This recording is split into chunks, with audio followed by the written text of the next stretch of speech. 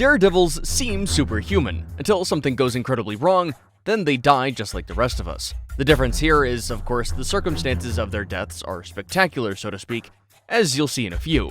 Be sure to stick through to number 1 in case you want to see what happens when you steam yourself alive. James Hickey. Which one is safer, jumping from a plane or jumping from a 500-foot bridge? If you're setting your parachute on fire, the answer is neither. Your luck bar will eventually run out, which is how you breathe your last, like 73-year-old James Hickey back in 2015. Hickey was an experienced base jumper with over 10 years under his belt. He had apparently completed over 1,000 jumps in that period, so he'd essentially seen and conquered it all. Introducing a new level of difficulty to an already dangerous sport was the only logical step. He'd carry 2 parachutes and set one of them on fire, disconnect it, and then deploy the other. His first attempt on a plane turned out successful, so he thought he'd do it again, this time around on the Perrine Memorial Bridge in Twin Falls, Idaho.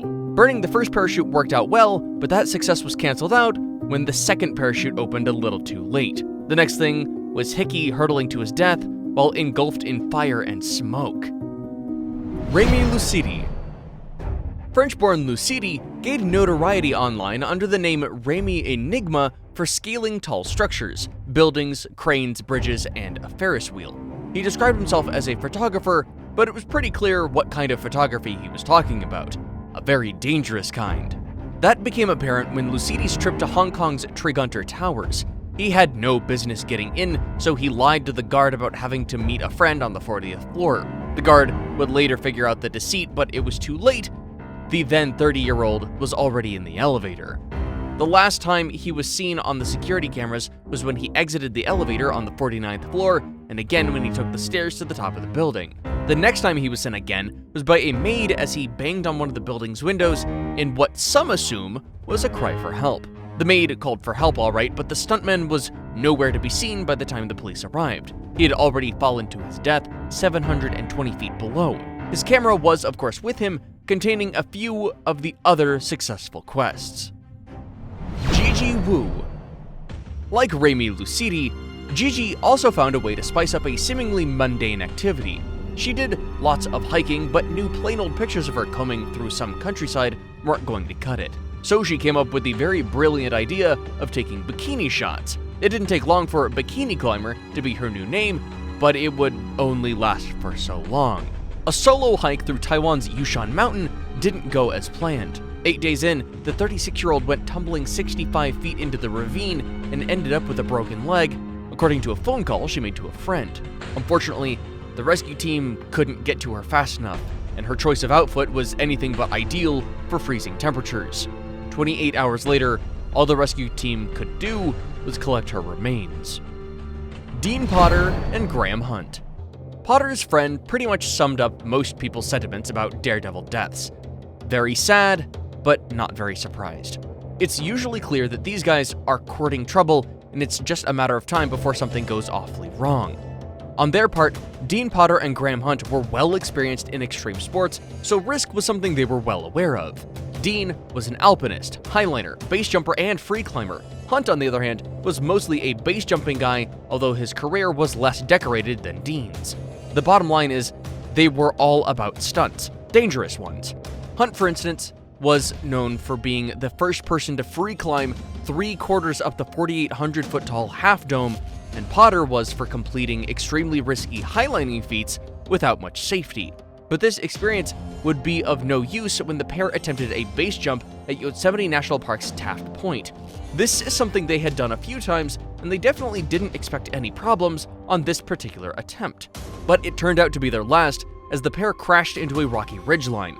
Undeployed parachutes when the bodies were recovered the next day indicated the two had died on impact. Todd Green. So apparently there's a sport called wing walking, where participants move along the wings of an airborne plane.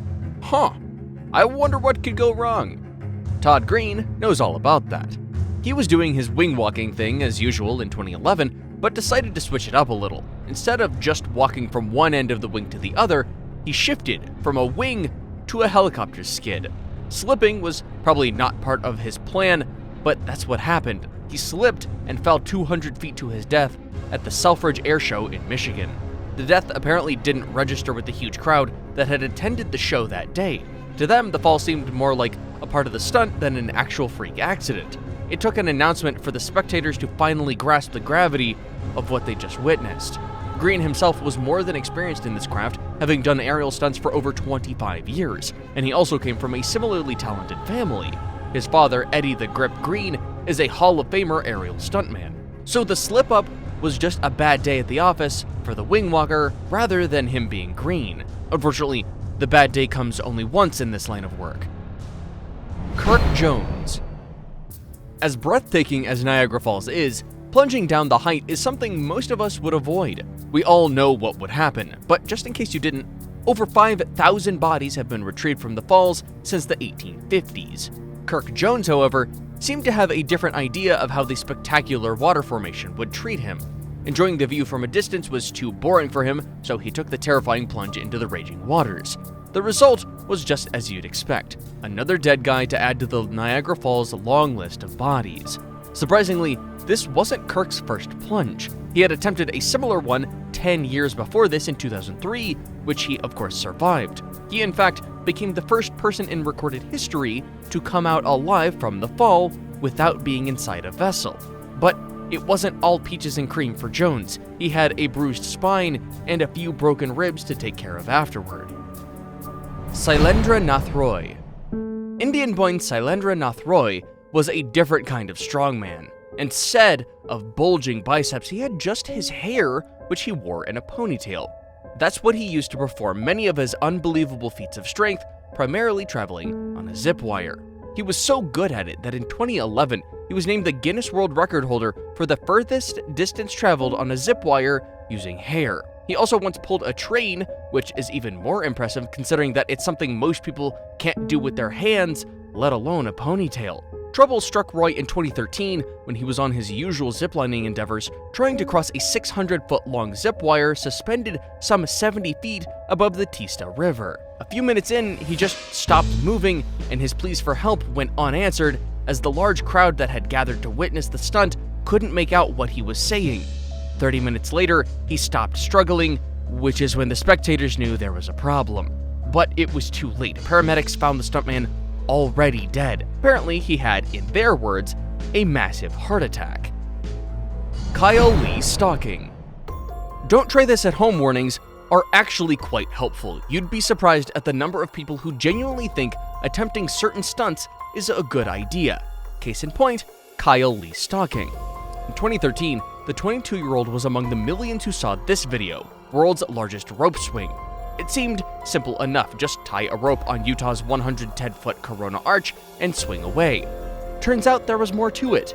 A successful and exciting swing depends on how long the rope is, but make it long enough and you'll most likely swing right into the ground below.